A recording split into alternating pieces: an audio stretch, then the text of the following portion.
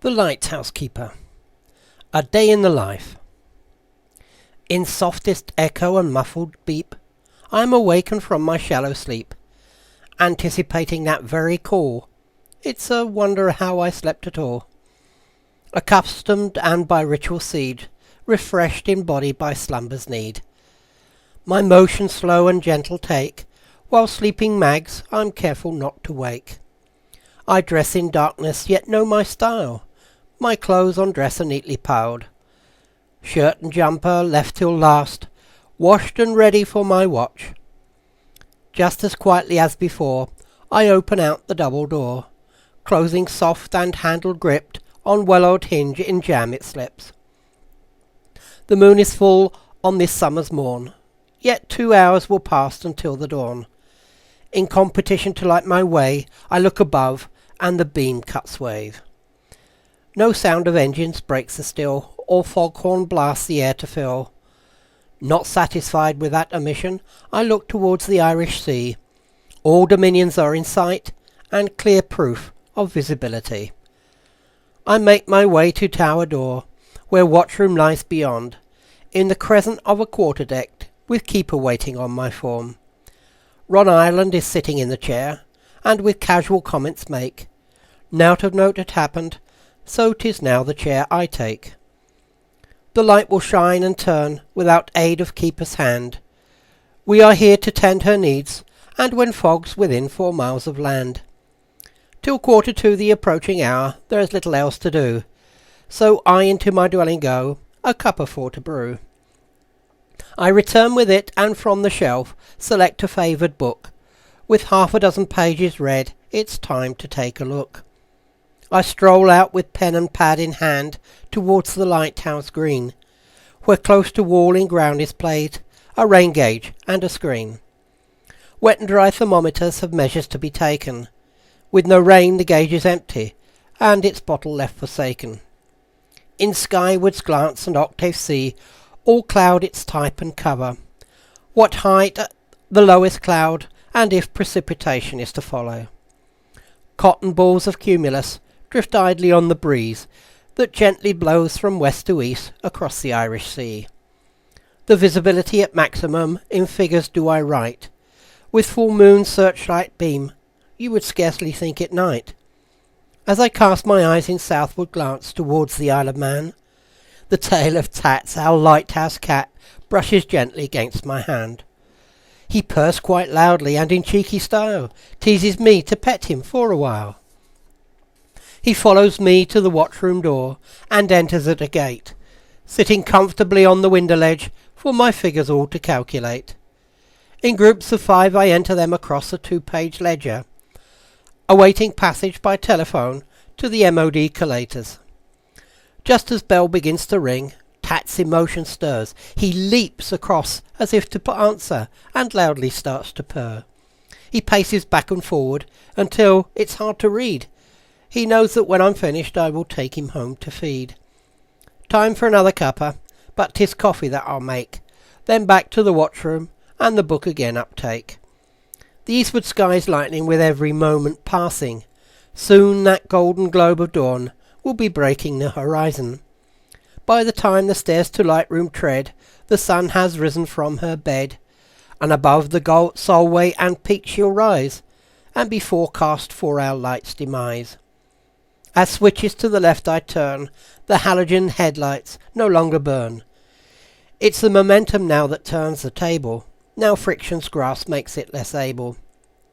An age has passed since lenses here need curtains to be drawn, for solar glare and combustibles in the lightroom burn.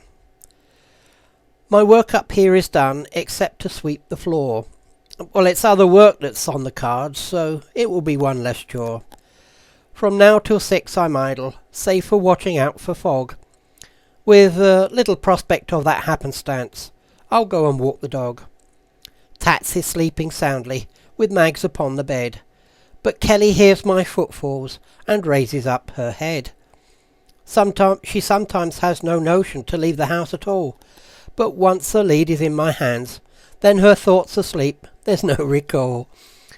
The grounds are vast enough to wander at leisurely a pace, so Kelly is free to roam with rabbits for to chase. There is but one thing left to do till end of my watch at 6. More readings I will have to take with maximum and minimum temperatures just to add into the mix. I will have the chair till Ken Clark he doth appear. He is the principal keeper, yet not a man to fear. As affable a character as I have ever seen, he's the oil for the machinery and the rag to keep it clean.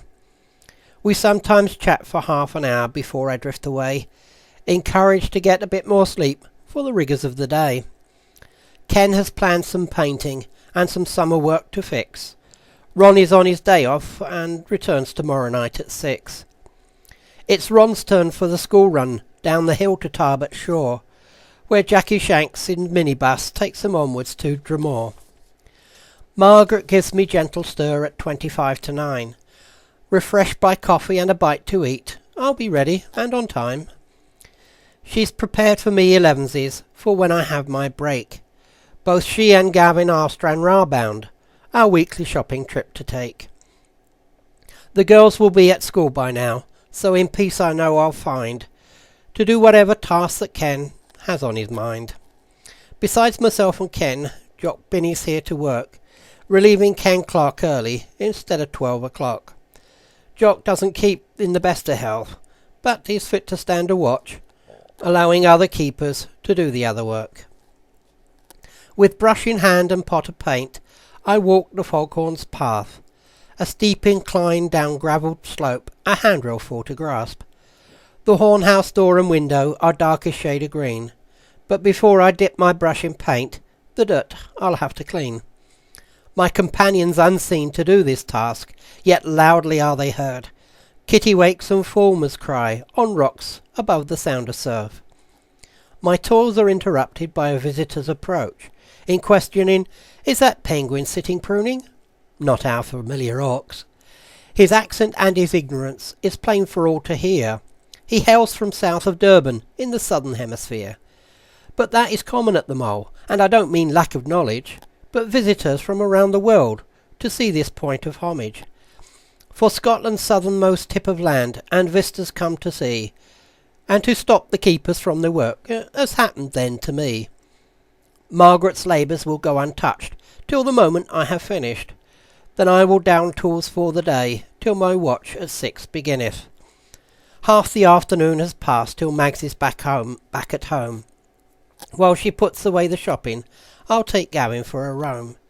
He toddles now quite happily, yet prefers to take my hand, especially over the bumpy bits, where on Paddy Bum he lands. We head out to the cattle grid, where he has his favoured place. He wants to see old Doris. Well, I think that's what he said. We cross the barred obstruction to see what lies before us. A herd of cattle gently graze, and one humongous Taurus.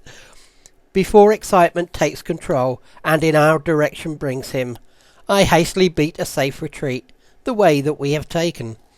Karen and Kirsty, home from school, are ready for their tea. They tell us what they've done today, with varying degrees of glee. Karen is the quiet one, Kirsty full of vigour. Our cherished daughters proud we are in all that they endeavour. I'll not see the news at 6 tonight on any telly station. Jock is looking for relief, and that is my vocation. While fog abates and weather's fine, I'll have nowt to do till close to 9. Then once more those readings take, for meteorology forecast make. I climb the stairs at 20 to 10 to turn the switches to on again. Jimmy Fife is my relief, and he is always early, so we chat a while over local news, till the banter makes me weary. This has been a quiet day, and in balmy weather should remain that way, but the reason for our presence here means that it's not always so. In winter storm and howling gales, with fog so thick to hide the way to go. But I have done my duty, and now I'm off to bed, to rise at 6 and begin another day. I'll need to rest my not so tired head.